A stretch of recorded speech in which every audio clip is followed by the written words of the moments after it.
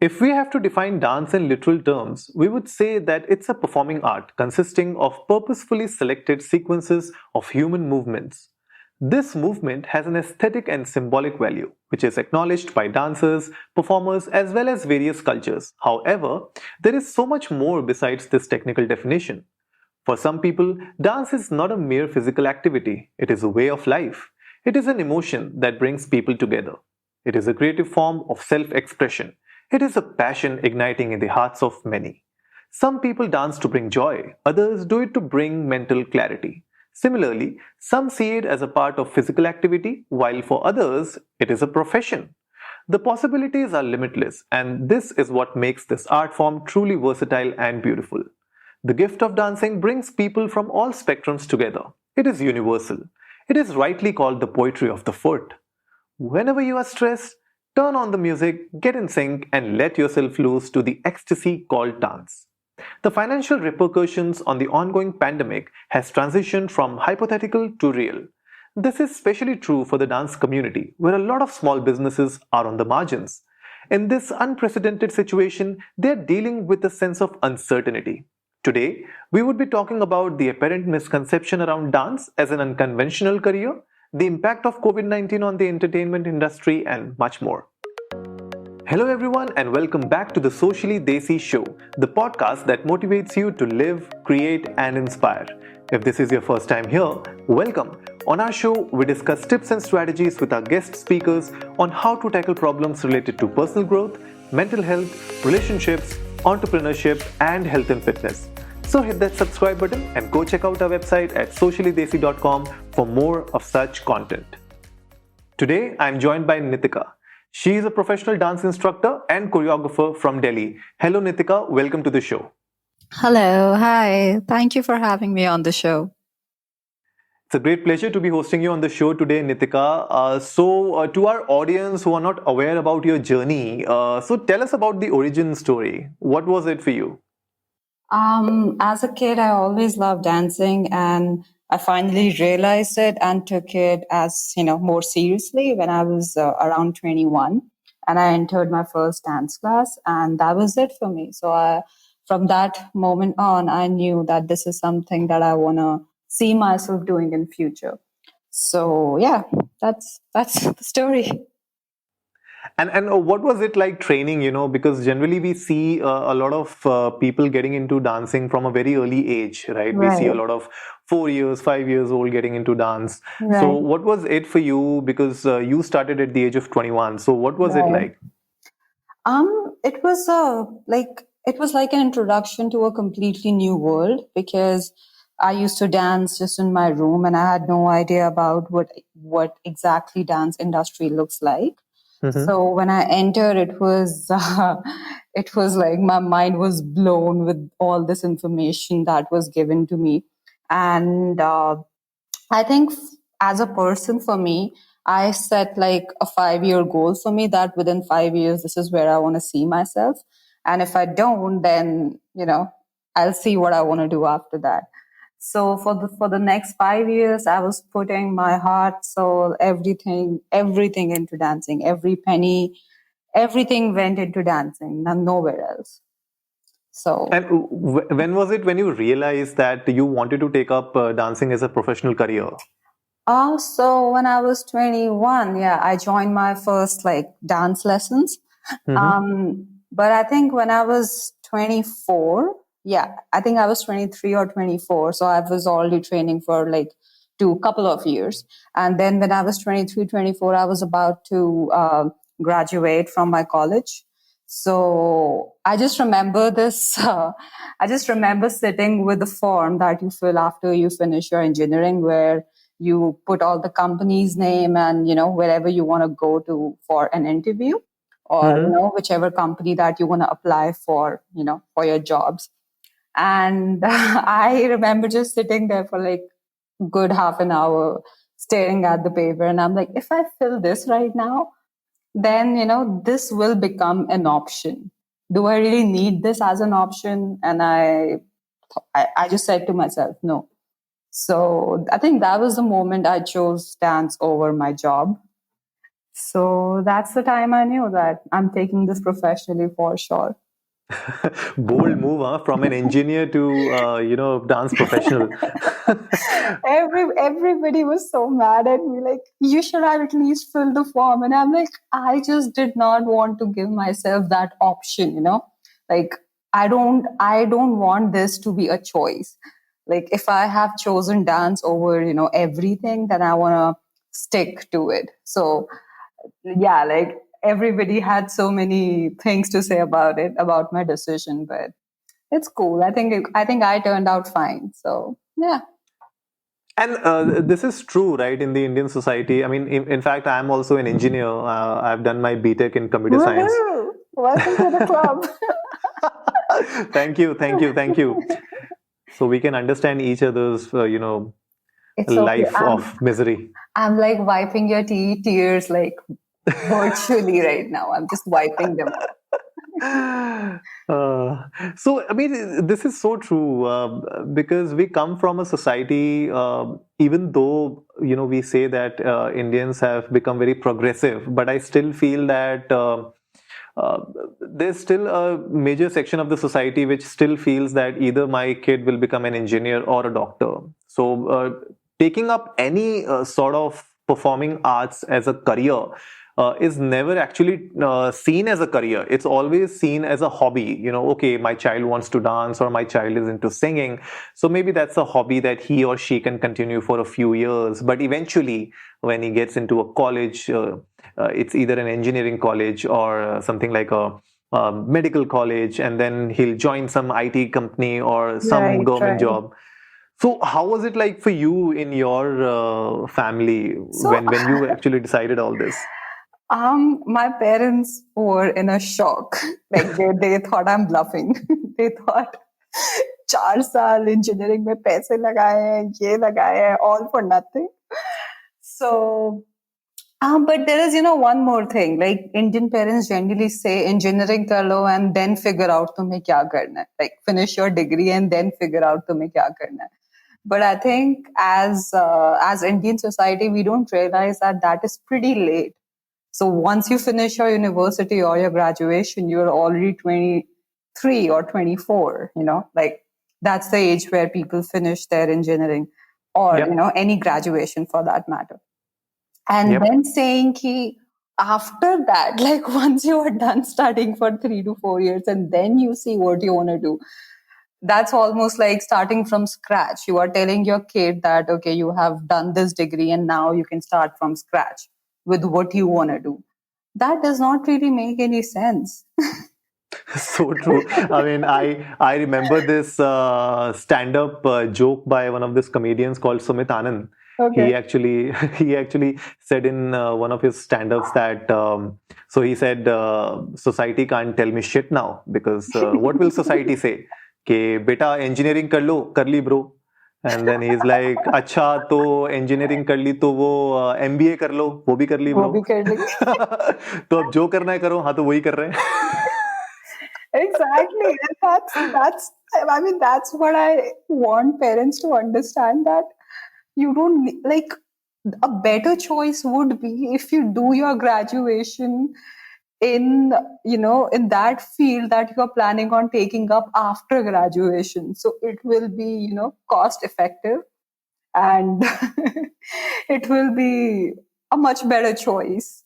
So imagine if I would have started dancing when I was 17 or 18, then I'm pretty sure I would have been, like, at a better place, or, would have been a better dancer, or, anything. So whatever money I spent in engineering college, I really feel like I should have spent that money maybe at a dance school, or, learning or getting my graduation in arts from somewhere. But it is what it is. But don't you think that this is also got to do with the kind of infrastructure that a country provides, or maybe like the opportunities that you get in the country? Because, see, in the West, it's really easy to follow your passion in whatever field that you want to do. That's true. Uh, yeah, because you have so many avenues, you have so many outlets where you can Right. showcase your talent, where you can learn basically. I don't know about dance, so maybe you can, enlighten us more about it. Oh What sort of yeah. infrastructure do you have in India when it comes to following dance as a career? I mean, right now, so I think I will put out a comparison. So I think when I was Hmm. doing this class in LA, so there were like a lot of moms, like dancer moms. They used Mm-hmm. to wait out in the waiting area. And once I had this conversation with this lady, and she told me what her schedule looks like.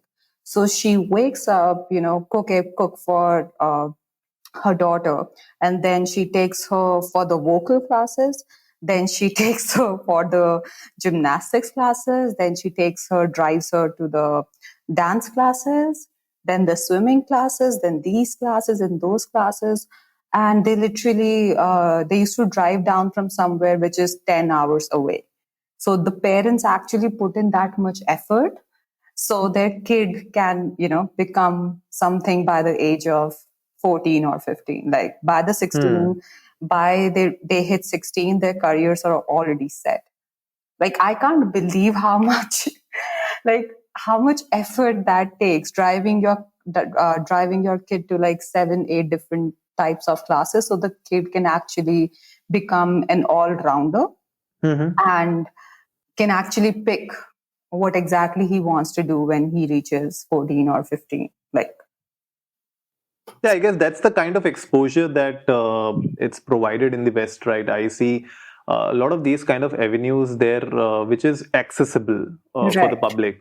I right, believe one major issue that in our society, what we see is that our parents, they were never exposed to this kind of avenues. right, So it was always like, for them also, it was more like get a secure job because you have your family to feed and then you have responsibilities and right, you get married so early, right? right, So you get bombarded with these kind of responsibilities, and then when you don't see these avenues, and if tomorrow, if all I see is either a engineering or a medical college or maybe a doctor or an engineer who is doing good in the society, then even right, in my mind, I'll get this thought that if I need a secure future, if I want my kid to have a secure future, then these are the only two options available. right, right, So right, right, that is also one of the major issues with our infrastructure setup right now in the country, and this actually needs to change a lot because, like you said, right, because you have experienced it outside as well. What was your right. experience when you did it in the US and when you came back? What sort of contrast do you see between these two countries, especially for dance?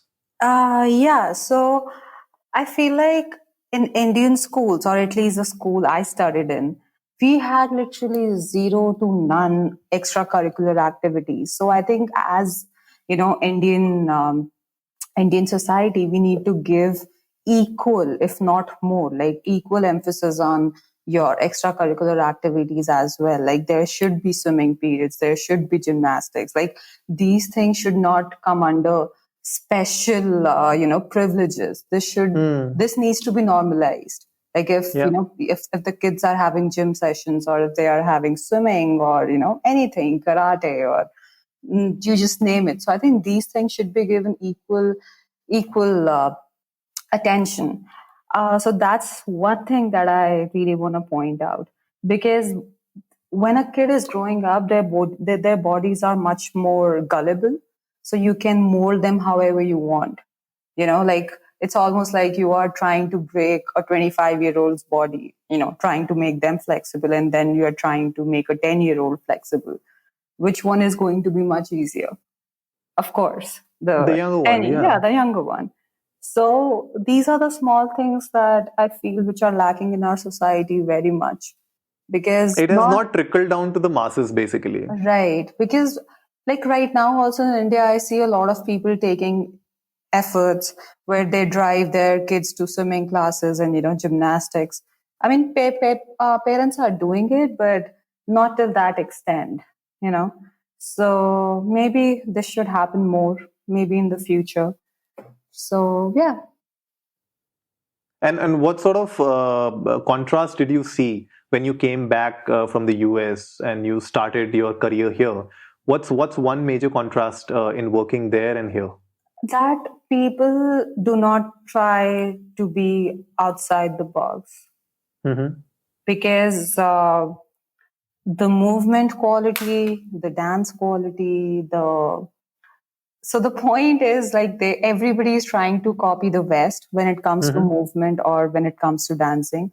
So how they exactly sell it here is they put the same kind of steps or same 10 steps on the Punjabi music, or like some Bollywood music. um, but I think the quality was the biggest issue, because in US everybody, each and every person was focusing on the movement quality, and once I came back here, nobody knew the science behind it. Like, nobody was practicing the how to actually get that movement quality. Everybody was like, yeah, so I YouTube this thing, these steps look cool right now, so I'm going to take them and name it as my own choreography. So I think the one, like, few things that I noticed were, first was ignorance, second lack of knowledge, third was the degrading movement quality, for sure. And so, what were your initial challenges when you started your career here? Like, when I came back, that's what I started telling people, that you have to look beyond a count of eight. You have to look beyond the number 1 to 8, because that's what my teachers here told me, that 1 2 3 4 5 6 7 8. And when I went outside, people are literally saying the rhythm of the song. And like, they had so many things to their movement, like textures, like levels, and nuances, and polyrhythms, and like, it felt like somebody is giving me like a lecture about dance, and like, Hmm. everyone is like trying to break it down, that this is what dance should look like, and these are the qualities that a good dancer, or a good teacher or a good choreographer should have.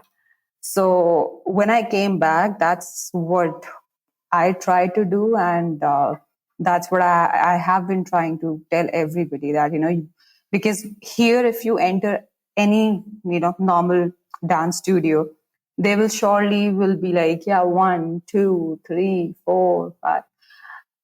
I mean, that's one way of going about it, but we all need to realize that there is more to it, you know. So, yeah, when I came back here, it was actually pretty hard for me, because I could, look behind the scenes, like what exactly is happening. And it actually blew my mind what people are doing, because they are not aware of what they are doing. Because every person thinks that they are doing the right thing, Mm-hmm. but that's not the case every time. That's not what it is. Is it like an issue with the teaching practices, or is it like the issue with the teacher itself? So, what I'm trying to ask you is like the major difference between a dancer and a teacher, like somebody who can teach you, or somebody who just is good at dancing. Because on social media these days you see a lot of people showcasing their dancing talents, and eventually a lot of these instructors, I mean, okay, dancers, they turn into instructors, right? Right. So they'll start taking classes. So what is the main issue here? Is it the art form that they're teaching, or is it the teacher itself? I think it's both, because a Mm-hmm. lot of people don't know what they are teaching. It's just that, they started doing a lot of choreographies, and then they end up making their own. Okay, I'm like air quoting it, making their own choreographies. So, like, they don't know anything behind it. So Mm-hmm. ultimately, the teacher is uh, ignorant, like, they are living in ignorance, and that's exactly what they are teaching. It's not their fault, because nobody educated them. Nobody told them that what you are doing, why you are doing, like, why exactly you are doing this step, or like, who started doing it, or Hmm. like, nobody educated the person, and then according to them that becomes right. So they also think that, now just because I can kill these 10 steps, so I should pass it forward. But honestly, I don't think anybody's right or wrong in such a situation, because it's just lack of knowledge. Like, I can't do anything about it. You can't do anything about it. No, but Because, then at the end of the day, if I'm spending money, right? Let's say I want right, to learn dance, okay? I am an enthusiast and I've been dancing casually, but then I want to take it ahead. I want to get some sort of a right, professional, teaching in my right, dance moves. So right. how do I, as a layman, somebody who doesn't know much about this, how do I go ahead and you know pick an instructor online? I mean, how do I find out who's just faking it and who's the real deal? So that's where I think, as a person who will be taking class, you need to do your own study. You need to compare people. You need to go and find their resume. You need to find about whom they trained with, where they trained, what all people, they were in contact with, or who mentored them. So you need to find those things, because that's the only way that you can figure out, like kaun kitne pani mein hai types. Mm-hmm. So yeah, that I think that's a student's responsibility to do, to because you are the one who's giving money, like it's your hard earned money. So before I enter a class, I want to know everything about that instructor. So you can what you can do is you can find a person who is like an OG in that particular dance form, and then maybe you can try and compare to see how evolved the choreographer or the teacher that you want to take a class from is. Mm-hmm. So yeah, I think you just need to study the person jiski class mein you are about to enter. Okay, okay. And any other advice that you would like to give to people out there who are actually planning to join some sort of a virtual dance class? Yeah, I mean, the only advice I'll give is not everything famous will be good. Not everything famous is good. So if you are going by the number of followers they have on Instagram, or, because making something viral is not a big deal right now, Hmm. especially in the social media thing. Like, people are buying views, people are doing so many things to be actually famous. So that's one thing you need to not, you don't need to look at that. You need to actually look at the way they are dancing, like you need to look at their art, what they are putting out more Right. than the Hmm. views. So true. I mean, that is correct because, again, the kind of following you have on Instagram or any other social media does not really dictate your quality as an instructor. I mean, that It is so means true. nothing. Like, it literally means nothing. Hmm.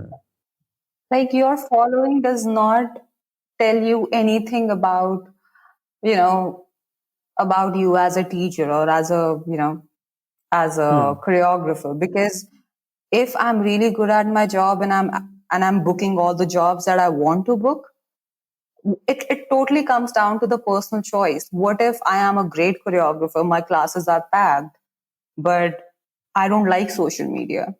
Mm-hmm. So I don't want to put anything on it, but at the same time, I am booking everything I want to.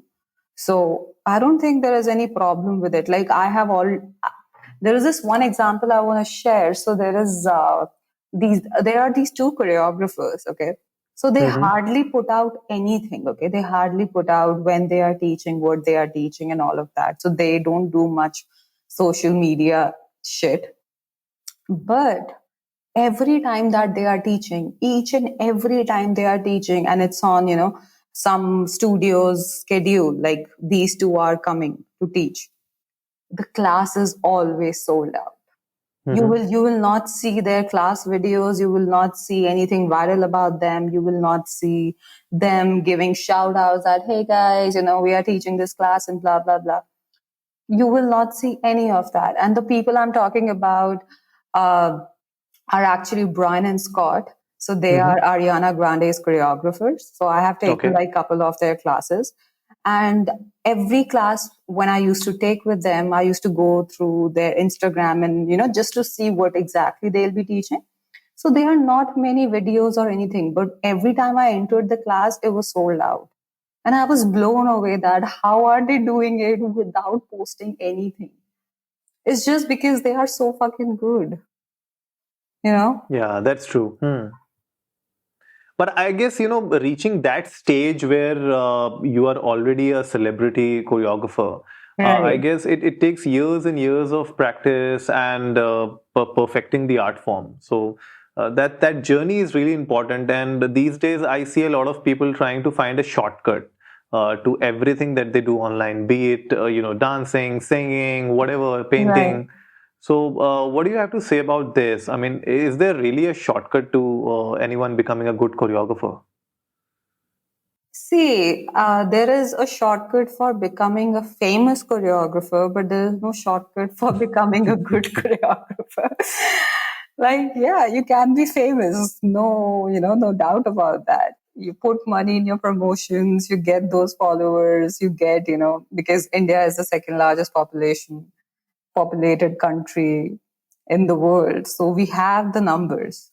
The point is, we have the numbers, but the thing we need to think about is what are those numbers doing for you? It's Hmm. doing nothing. It's only giving you views. Those numbers are not giving you work. you True, know. true. Yeah. So I think that's how people need to filter their audience Hmm. because you can have 2000 views, but if those 2000 people are, like some celebrity artist or some production people or some of those people, and then you have 2 lakh people who are just layman sitting at home just scrolling through the screen. They have like who have no idea about what you are doing. So I think I would any day consider those 2000 people over those 2 lakh So true. people. Yeah. Of course, if your following is huge and you don't get the response back, so it doesn't Yeah. make sense. Because at the end of the day, if 10 people follow me and they appreciate my art and they follow me in the sense that if I'm performing somewhere or maybe I'm doing my classes somewhere, they are the ones who are promoting me. Right. That makes more sense rather than having like, 10,000 or 100,000 people just, liking my videos and pictures for the heck of it. Yeah, totally. Totally. Like, I would rather get that one DM from a producer saying, I want you for my next music video rather than getting 100 comments on my video, my dance video. So True, I think true. it's all about priorities and how you set them. So true. And talking about music videos, what were your biggest achievements as a choreographer?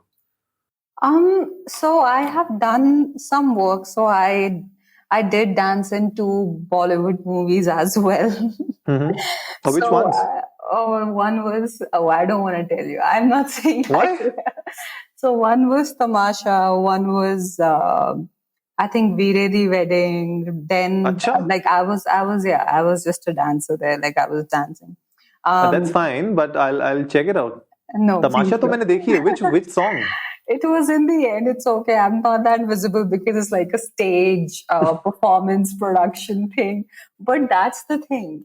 Hmm. We rehearsed for 2 weeks and we, Okay. we were told as if everyone is going to be visible. Like, even if Hmm.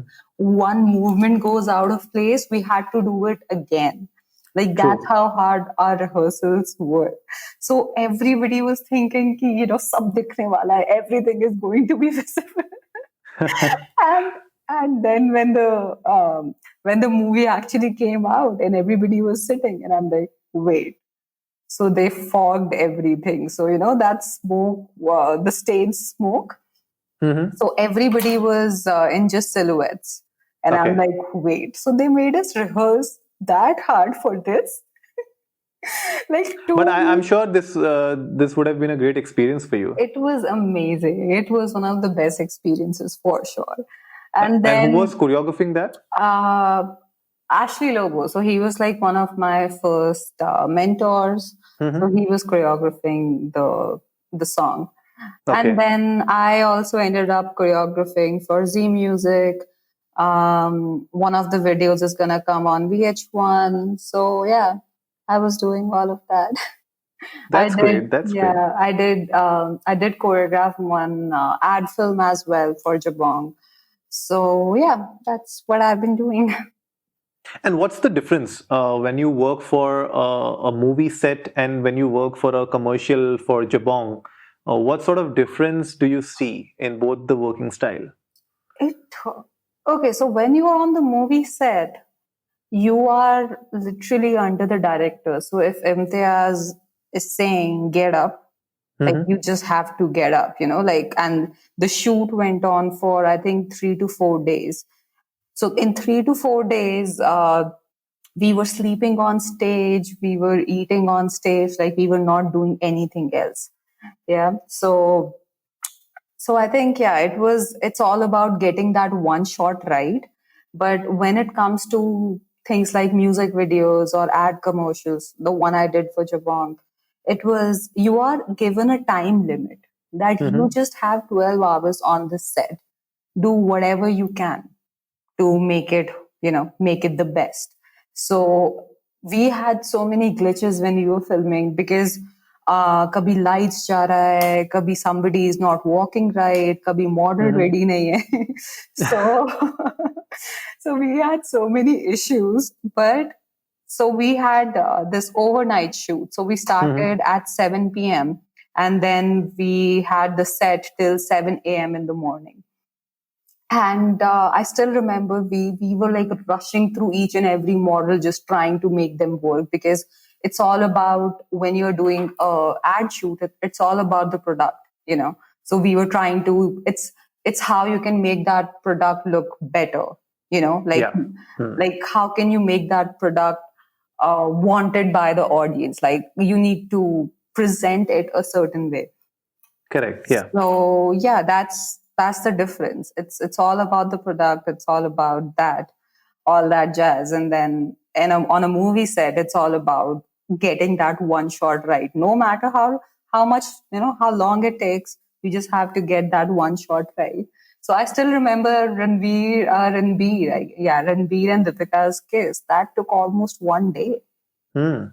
It And we are just sitting on stage like, just kiss, damn it, just kiss. Like, please kiss. Because that shot kept going on for a full day. But yeah, it was fun for sure. I mean, yeah, I guess that's what happens when a director has a specific kind of feel for the scene, unless and until he gets that, he'll Totally. make the actors do again and again and again. Similarly, for you guys also, I'm sure if Ashley feels that you're not doing the right step, or maybe like he sees some sort of a flex going wrong, he'll Right. make you do that again and again.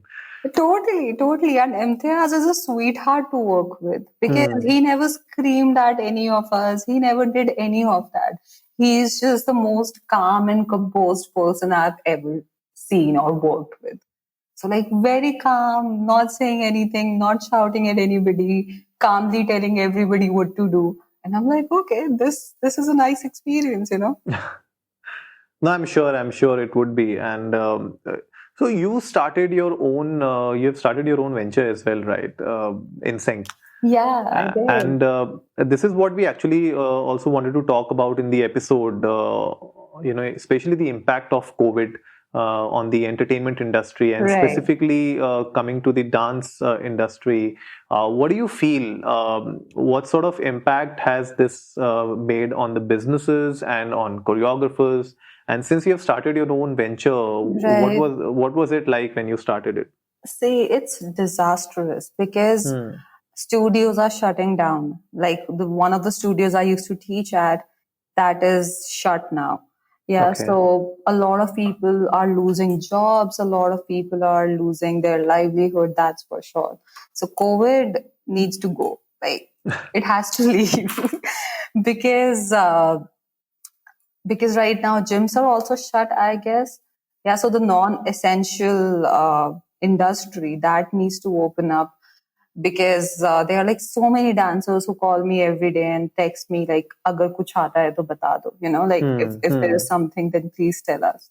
And everybody is getting onto Zoom. I don't know why Skype did not start their own thing, because I think Skype was the ultimate video calling app, but I think Zoom took over, and everyone is trying to sell their classes literally for free. So I understand that, because you're trying to market yourself.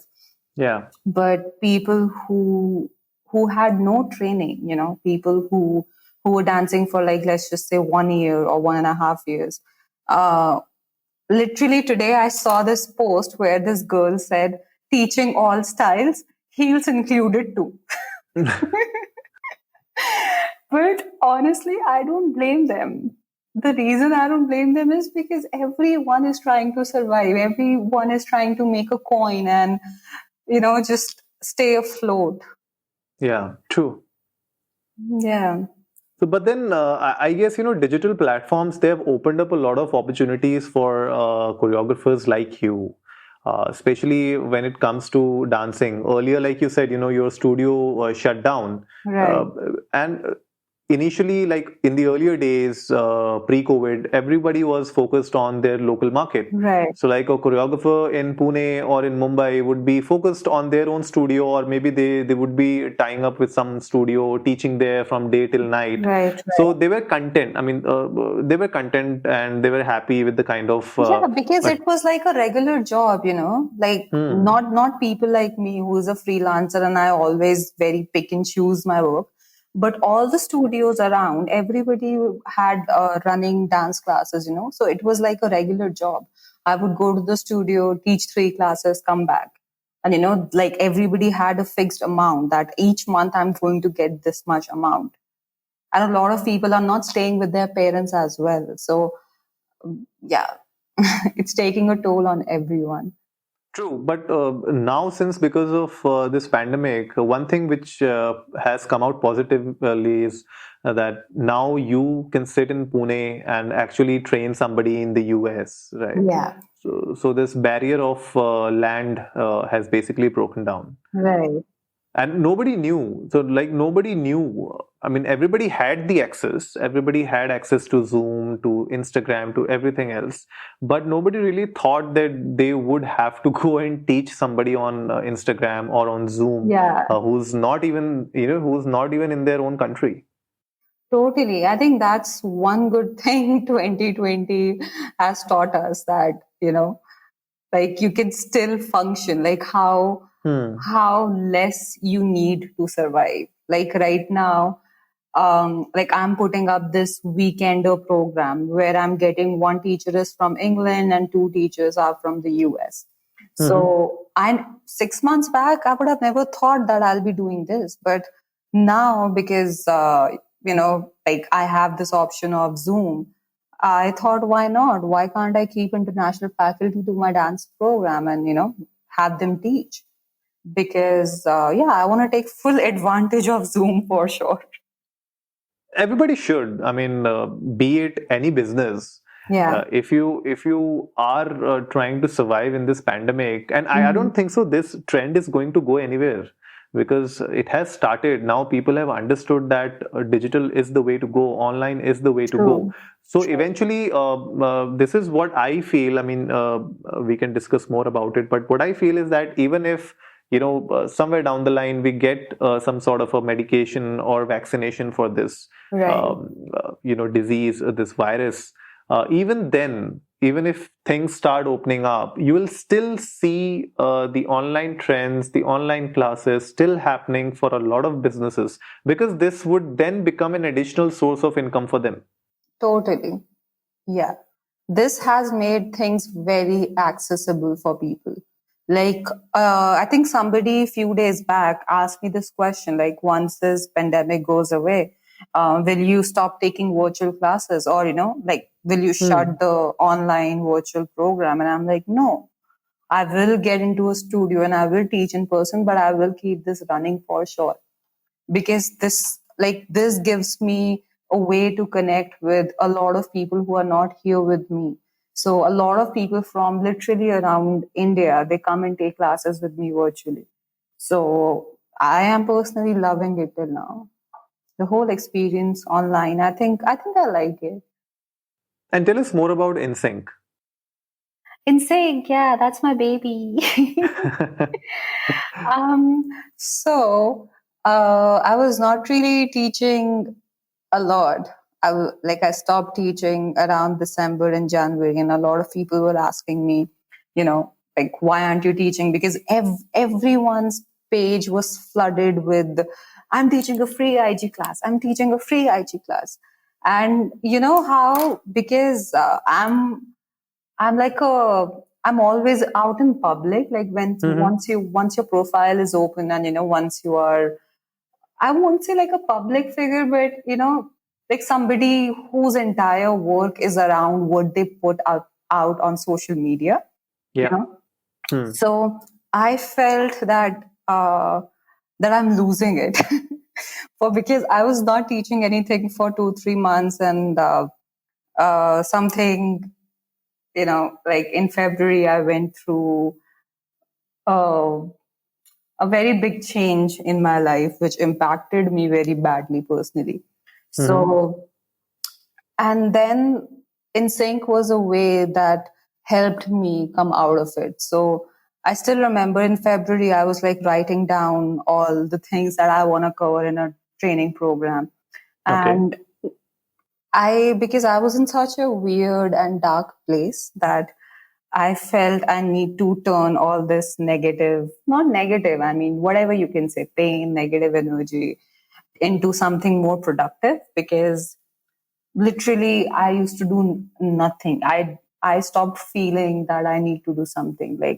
So I changed all that attention into InSync. I wrote down the program and I just started it. And after that, um, yeah, I think InSync made me more productive. Now I actually look forward to dancing. So, yeah, I think teaching kind of saved me in a way, because I do love teaching for sure. It's one of my biggest passion. So that's what we do in NSYNC. We work on all the foundations. We work on a lot of choreographies. We work on performance and actually how to perform those choreographies. So in each class goes on for 1.5 hours. So that's a lot of time. But each month I give away one or two scholarships for the people who don't have that much, Oh, that's money. nice. Yeah, Hmm. money in hand. So yeah, that's how we run it, and we shut the registrations um, like after a week. So I have like a specific set of students each month.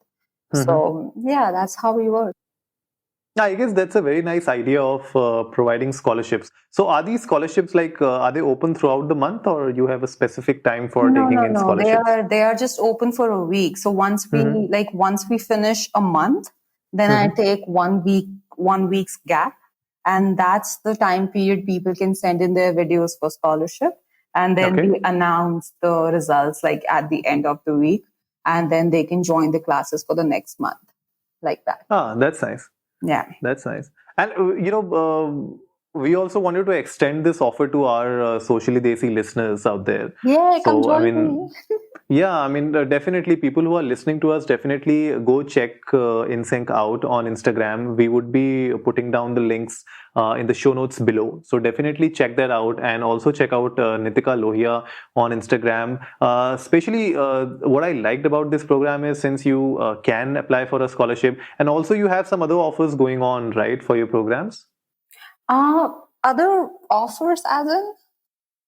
As in, like we were discussing earlier, that there was one full scholarships, and then there are some other scholarships Yeah, as yeah, well. yeah. So generally, I give out one full scholarship, so they don't have to pay anything for a Hmm. month. They can come and take all the classes.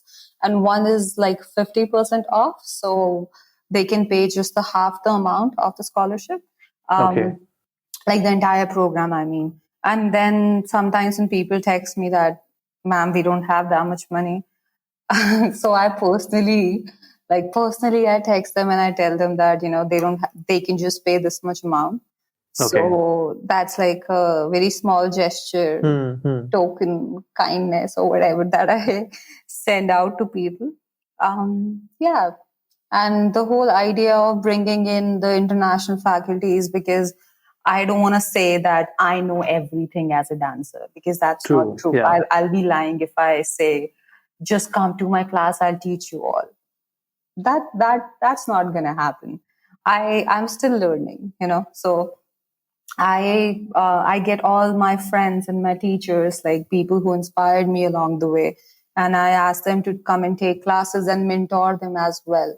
So each month they will be getting movement classes, or choreography classes, or one of my teachers used to say this: attention, intention, not attention. So Okay. those kind of classes. So because that's what heals is all about. It's more about intention than craving for attention. So I Hmm. have this month I have Maria coming in, Christian coming in, Matthew coming in. So these Okay. people will be teaching in the September end, weekender ish situation. Right. I mean, yeah, that's a great opportunity for a lot of people who want to start learning something and they want to actually kickstart their dancing careers. I guess these kind of workshops will definitely help them out. So, guys, definitely check out Nitika's page on Instagram as well as InSync on Instagram, and they'll find all the details there itself on the page. Yeah. So, like the whole point of NSYNC was that I struggled a lot with figuring out things about dancing, because nobody, took out time to make me understand what exactly we are doing. So I always thought that there might be a lot of people, you know, Yeah. outside who face the same thing that I did, Hmm. So that's why, like, that was the idea behind it actually. So not like I don't want anybody else to suffer the way I did to figure out things. So now that I have figured out few things, so I just want to give it back and tell them that, this is what it is. So you don't need to waste, or you don't need to spend 2 or 3 years figuring it out. Like I can tell you that within, like within few months, and you can take that information and apply to all the other dance classes that you take, or whatever style that you want to do. That is so true, and thanks for doing this, Nitika, because I feel that these kind of workshops, these kind of initiatives are really helpful. So I hope a lot of people will get some benefit out of it, some value out of it. And like you said, you have spent so many years figuring out the kind of Yeah. training that is really required and Right. what's essential and what's not. So before we wrap up the episode, just wanted to understand what's your view on this whole dance being an uncommon and unconventional career for Indians. So how can we change that? How do we as a society come forward and change this whole perception for dance? I think the only way we can change the society, or we can change this perception, is by letting your kids be. Hmm. Like if they are telling you that, mom or dad, I like dancing, just encourage them. Just don't try to force them with your experiences or what you lived with, like whatever you have seen in your life. Don't try to push that on your kids. If the kids come to you and say that, mom, I like to paint, this is the painting workshop or classes I want to join, just just say yes. If, and even if you don't have that many resources, like not all the parents are going to be rich and they'll be saying, just find out a way. Like maybe you can look for I don't know, maybe you can talk to the teacher, ask them to give a scholarship. Maybe you can ask a teacher to evaluate what all your kid can do. And I'm pretty sure a lot of teachers out there will be happy to have a hardworking student, and your child can have a full-fledged career from the very starting, and they don't have to hustle in their 20s you know So true. Yeah. I mean, that's really important that we as parents, we have to think that, okay, if my child wants to become a dancer or a musician or, whatever he wants to or she wants to, Mm-hmm. maybe at least give them a chance. So I guess instead of, completely neglecting or saying no to his or her choices, maybe one shot should be given. Yeah, because like a child is like a blank canvas. They don't know what's right or wrong is. The only right or wrong they will know is what you tell them and what they see around. So I still remember, like, my mom never tells anybody that, or she's always hesitant to say that my daughter is a dancer and choreographer. She doesn't like saying that, Hmm. and it's not even her fault.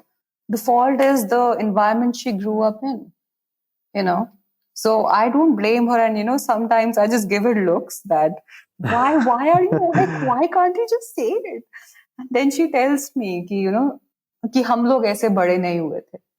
Right. Yeah. But at the same time, she never points out, or she never raises any questions Hmm. for what I do. So I think we are somewhere on the neutral ground where she's still okay, but I also have to somehow respect where she's coming from. Yeah, that's true. I mean, as a society, we have a long way to go ahead. Totally. And rightly said, reaching that neutral ground for the time being is important. Yeah. So I guess let's reach that neutral ground first, and then maybe, we can find our way out of there. So thank you again, Nitika, for joining me on this episode. It was lovely having you on the show. Yeah, thank you for calling me and asking me to be here. I loved it. Thank you so much. It was my pleasure. The pleasure was completely mine. So we'll do this again in the future. We'll talk more about dance. We'll talk more about choreography. We'll try to mix it up and do something new next time. I would love that. Let's do it. So that wraps it up for today, folks. If you liked the episode, give it a big thumbs up, share it with your friends, and let's go viral. Remember, our weekly podcast features episodes on personal growth, mental health, relationships, business and entrepreneurship, and health and fitness. We would love to have Nitika on our show again in the future to discuss more about dance and entertainment. So, if you haven't yet done so, hit that subscribe button and go check out our website at sociallydesi.com. And as always, before I sign off, remember, life is black and white and everything in between.